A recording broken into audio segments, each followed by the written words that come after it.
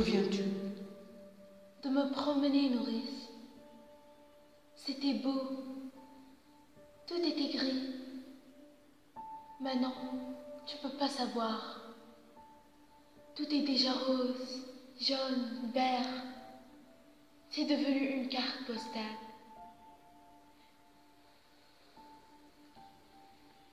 Il faut te lever plus tôt, nourrice, si tu veux voir un monde sans couleur. Je me lève quand il fait encore noir. Je vais à ta chambre pour voir si tu n'étais pas découverte en dormant et je te trouve plus dans ton lit. Le jardin dormait encore. Je l'ai surpris, nourrice. Je l'ai plus senti sans doute. C'est beau un jardin qui ne pense pas encore aux hommes. Tu es sortie.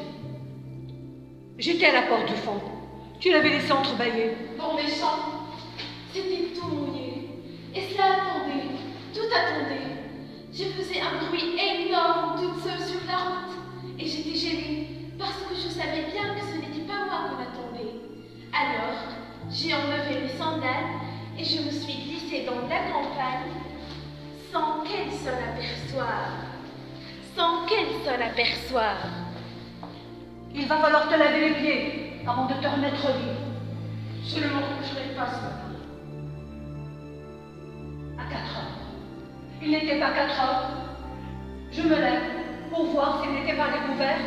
Je trouve son lit froid et personne dedans. Je crois que si on se levait comme ça tous les matins, ça sera tous les matins aussi beau, nourrice, d'être la première fille dehors. La nuit. C'était la nuit. Et tu veux me faire croire que tu as été te promener? Menteuse. D'où viens-tu? C'est vrai. C'était encore la nuit. Et il n'y avait que moi dans toute la campagne qui a pensé que c'était le matin. C'est merveilleux, nourrice. J'ai cru au jour la première aujourd'hui. Fais la folle. Fais la folle. Je la connais, la chanson. J'étais fille avant toi. Et pas commode non plus.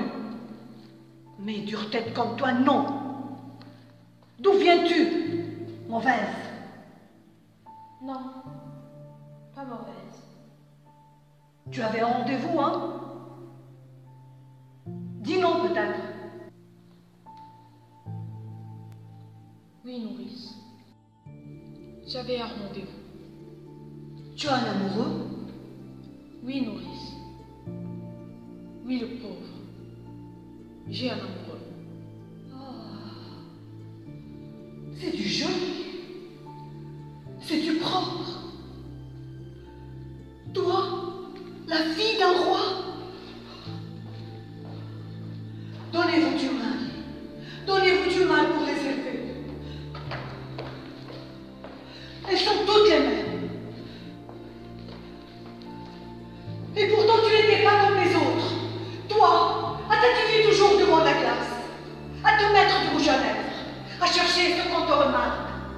Combien de fois je me suis dit, mon Dieu, cette petite, elle n'est pas assez coquette. Toujours la même robe, et mal peignée. Les garçons le verront qui se mettent, et ils me la laisseront sur les bras. Eh ben, tu vois, tu étais comme ta sœur. Et pire encore, hypocrite. Qui est-ce? Un voyou, peut-être. Un garçon que tu ne peux pas dire à ta famille, voilà, celui que j'aime, je vais l'épouser. C'est ça. C'est ça. Réponds donc, fanfaronne. Oui, nourrice. Et elle dit oui. Miséricorde. Je l'ai eu toute gagnée. J'ai promis à sa pauvre mère que j'en ferai une honnête fille. Mais ça ne va pas se passer comme ça, ma petite. Je ne suis que ta nourrice. Et tu me traites comme une vieille bête. Bon. Mais ton oncle Crayon saura. Je te le promets. Oui, nourrice. Mon oncle Cré en saura. Laisse-moi maintenant. Et tu verras. Tu verras ce qu'il dira lorsqu'il apprendra que tu te lèves la nuit. Et Aimant? Et ton fiancé? Car elle est fiancée. Elle est fiancée. Et à 4 heures du matin, elle quitte son lit pour aller courir avec un autre. Et ça vous répond qu'on la laisse.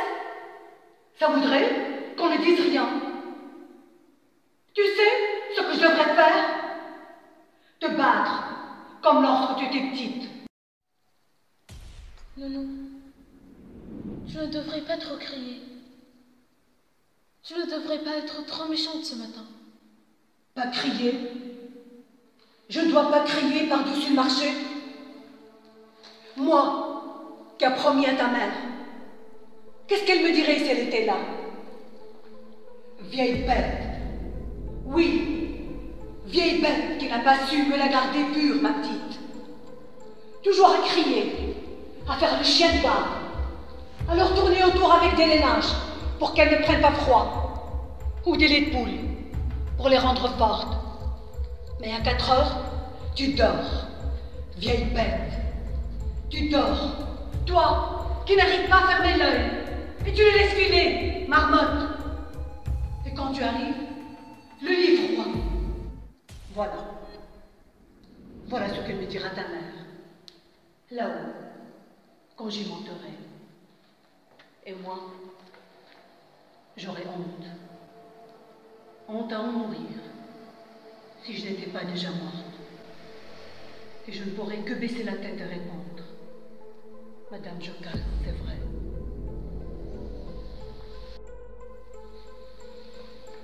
Ne pleure plus, s'il te plaît, Nounou. Tu auras regardé maman bien en face quand tu iras la retrouver. Et elle te dira « Bonjour, Nounou. Merci pour la petite Antigone. Tu as bien pris soin d'elle. » Et c'est pourquoi je suis sortie ce matin. Tu n'as pas d'amoureux? Non, Nounou. Tu te moques de moi alors? Tu vois, je suis trop vieille. Tu étais ma préférée, malgré ton sale caractère. Ta sœur était plus douce. Mais je croyais que c'était toi qui m'aimais. Si tu m'aimais, tu m'aurais dit la vérité. Pourquoi ton lit était froid quand je suis venue te border? Ne pleure plus, s'il te plaît, Nounou. Ah non, ma vieille bonne pomme rouge. Ne laisse pas coller tes larmes dont toutes les petites rigolent. Pour des bêtises comme cela pour rien. Je suis pure. Je n'ai pas d'autre amoureux qu'aimant mon fiancé. Je te le jure. Je peux même te jurer, si tu veux, que je n'aurai jamais d'autre amoureux. Ah non, ma vieille bonne pomme rouge. Ma vieille pomme toute ridée. Garde tes larmes, garde tes larmes. Tu en auras peut-être encore besoin, Nounou. Quand tu pleures comme cela, je redeviens petite. Et il ne faut pas que je sois petite ce matin.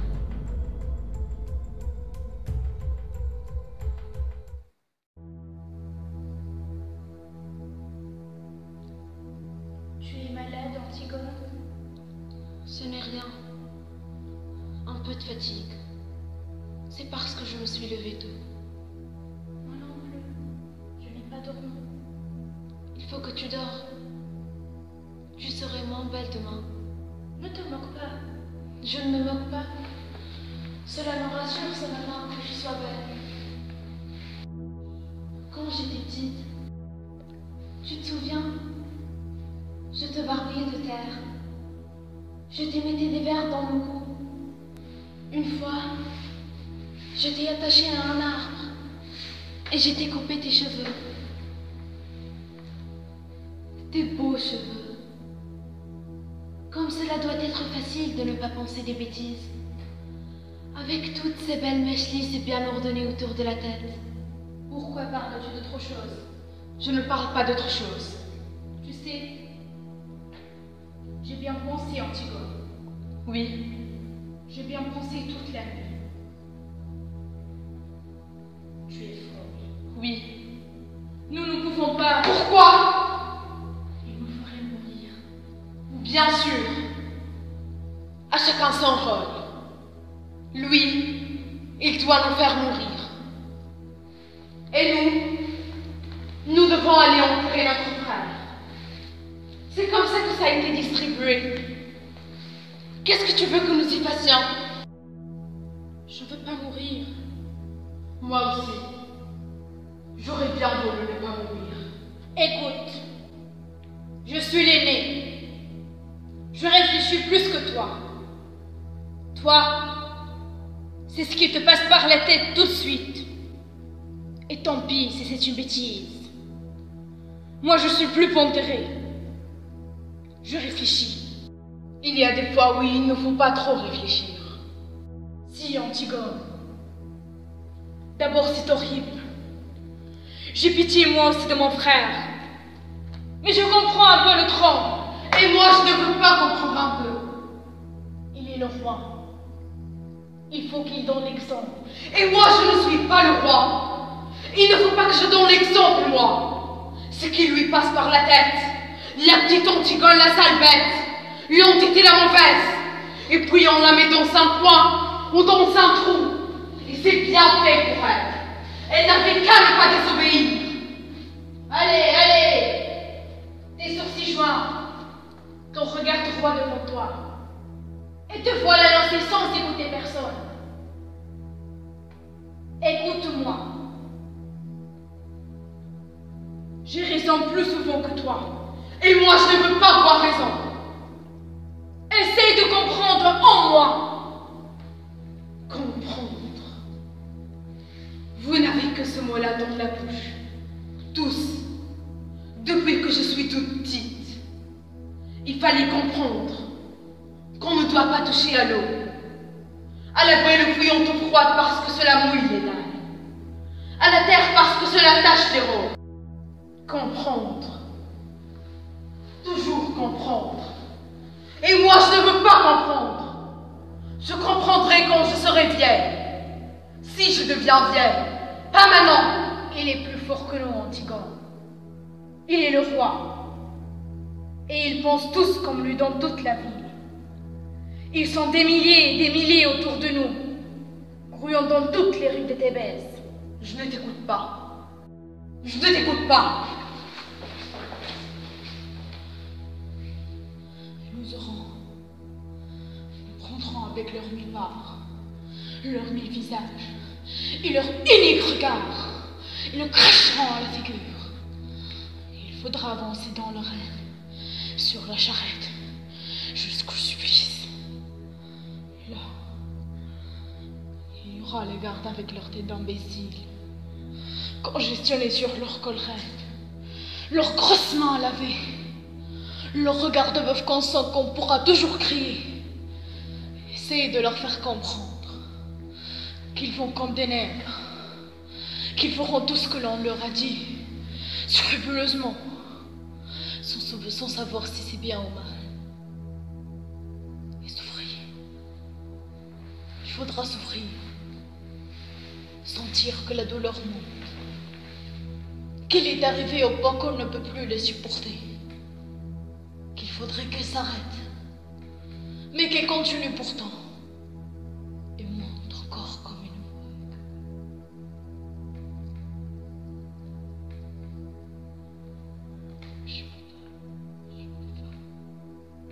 Quand tu as bien tout pensé.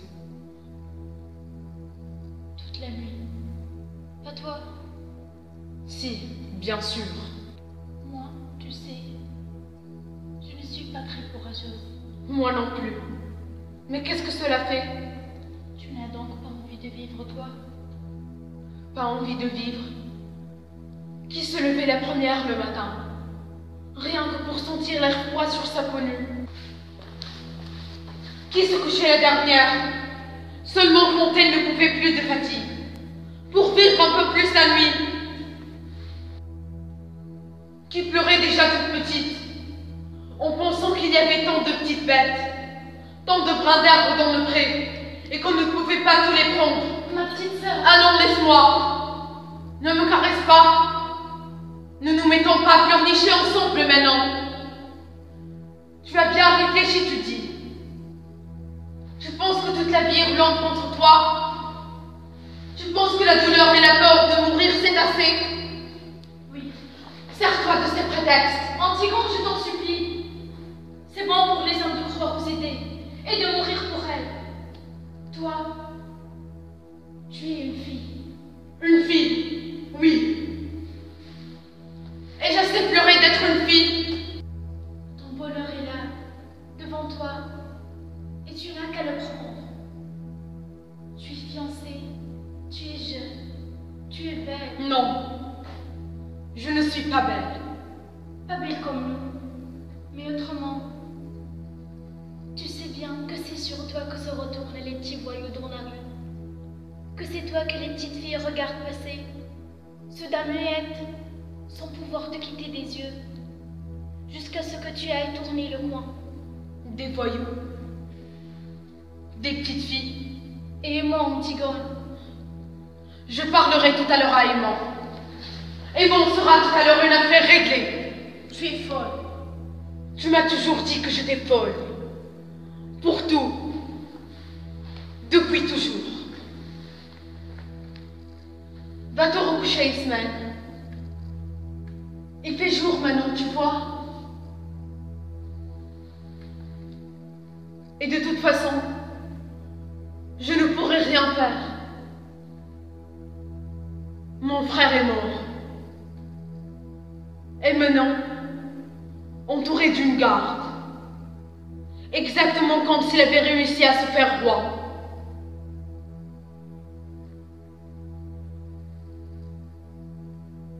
Va te recoucher, Ismaël.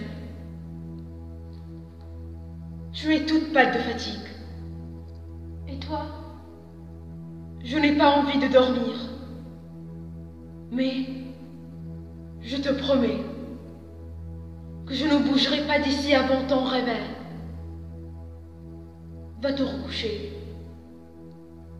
Le soleil se lève seulement. Tu as les yeux tout petits de sommeil. Va. Je te convaincrai, n'est-ce pas? Je te convaincrai. Tu me laisseras te parler encore? Je te laisserai me parler. Oui. Je vous laisserai tous me parler. Va dormir maintenant.